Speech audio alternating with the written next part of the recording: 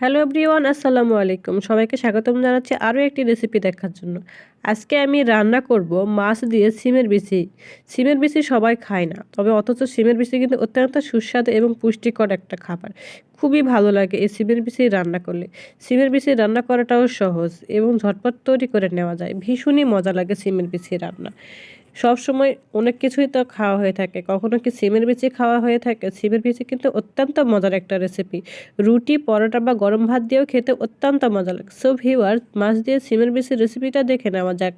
মাছ দিয়ে সিমের বিচি রান্না করার জন্য আমি এখানে কিছু সিমের নিয়েছি এবং সিমগুলোকে আমি বিচিগুলোকে বের করে নিব।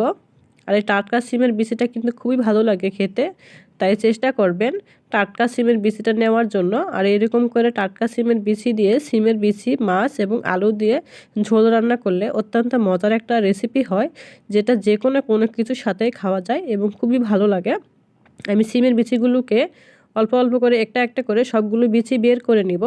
বিচিটা যখন একেবারে বের হয়ে যাবে, তখন দেখা যাবে অত্যন্ত একটা ফ্রেশ একটা সিমের বিচি বের হবে এবং খুবই ভালো লাগবে দেখতে। সিমের বিচিগুলো বের হয়ে গেলে দেখা যাবে যে খুবই সুন্দর একটা কালার আসে সিমের বিচিটার। এই সিমের বিচিগুলোকে আমি সবগুলোকেই বের করে নিয়েছি। এই তো আমার সিমের বিচি প্রায় বের করা হয়ে গিয়েছিল।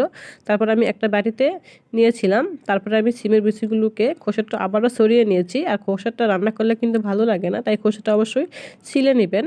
তারপর আমি নিয়েছি এখানে কিছু মাছ এবং নিয়েছি আলু। আলু আর মাছ দিয়ে আমি আজকে সিমের বিচিটা রান্না করব। প্রথমে মাছগুলোকে আমি ভেজে নেব, এই জন্য একটা ফ্রাই প্যানে আমি তেল দিয়ে দিব এবং তেলটা যখন গরম হয়ে আসবে তখন আমি দিয়ে দিব মাছটাকে আমি আগে ম্যারিনেট করে নিয়েছি। সেই মাছটা দিয়ে আমি এক পিসটা করে ভেজে নিব। মাছটা খুব ভালো করে ভেজে নিতে হবে। মাছটা যখন ভাজা হয়ে যাবে তখন আমি মাছগুলোকে উঠিয়ে নিব এবং যে তেলটুকু থাকবে ওই তেলটুকুর মধ্যে আমি দিয়ে দিব 4-5টার মতো পেঁয়াজ কুচি। পেঁয়াজ কুচিগুলো দিয়ে আমি পেঁয়াজ কুচিগুলোকে খুব ভালো করে ভেজে নিব। পেঁয়াজটা যতক্ষণ না একবারে বেরেস্তার মতো হয়ে আসে ততক্ষণ আমি ভেজে নিব। বেরেস্তার মতো হয়ে আসলে পেঁয়াজটা কালারটা খুবই ভালো আসে তরকারিতে। তারপরে আমি কিছুটা পানি দিয়ে দিব। পানি দেওয়া হয়ে গেলে তখন আমি দিয়ে দিব রসুন বাটা এবং তার সাথে দিয়ে দেব অল্প পরিমাণের আদা বাটা এবং দিয়ে দিব জিরার গুঁড়া, পরিমাণ মতো লবণ, অল্প পরিমাণের হলুদ এবং পরিমাণ মতো মরিচের গুঁড়া দিয়ে সবগুলো উপকরণ খুব ভালোভাবে আমি কষিয়ে নিব। মশলাটা যত ভালো করে কষানো হবে সিমের বিচিটা খেতে কিন্তু ততটাই ভালো লাগবে। প্রথমে আমি আলুটাকে রান্না করে নিব।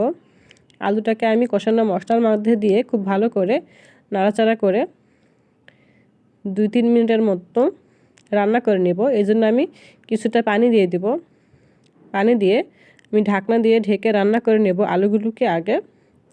এই প্রায় 3 মিনিটের মতো আলুগুলোকে রান্না করে নিয়েছি আগে। 3-4 মিনিট পরে ঢাকনা উঠিয়ে আমি আলুগুলোকে আবারও একটু কষিয়ে নিয়েছি। আলুগুলো যখন একেবারে কষানো হয়ে যাবে তখন এই পর্যায়ে আমি দিয়ে দিব ছিলে রাখা সিমের বিচি। ছিলে রাখা সিমের বিচি দেওয়া হয়ে গেলে তখন আমি খুব ভালো করে আলু এবং সিমের বিচিটাকে আবারও কিছুক্ষণের জন্য কষিয়ে নিব।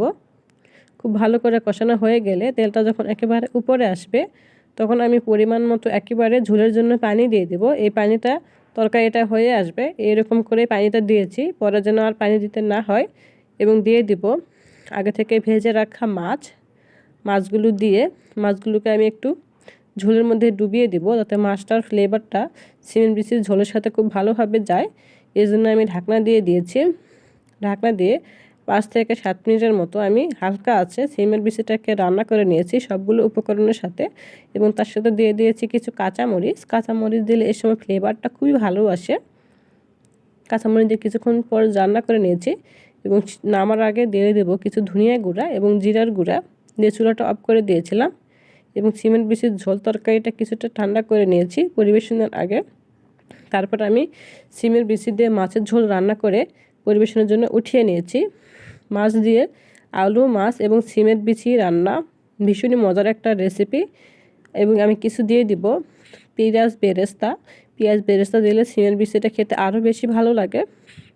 সো ভিউয়ার্স, কেমন লাগলো আমার রেসিপিটি অবশ্যই কমেন্ট করে জানাবেন। আর দেখতেই পাচ্ছেন কতটা লোভনীয় হয়েছে মাছ দিয়ে সিমের বিচি। সো ভিউয়ার্স, আমার রেসিপিটি ভালো লেগে থাকলে অবশ্যই আমার চ্যানেলটাকে সাবস্ক্রাইব করবেন এবং পাশে থাকা বেল আইকনটি বাজিয়ে দিবেন। Thank you watching my video.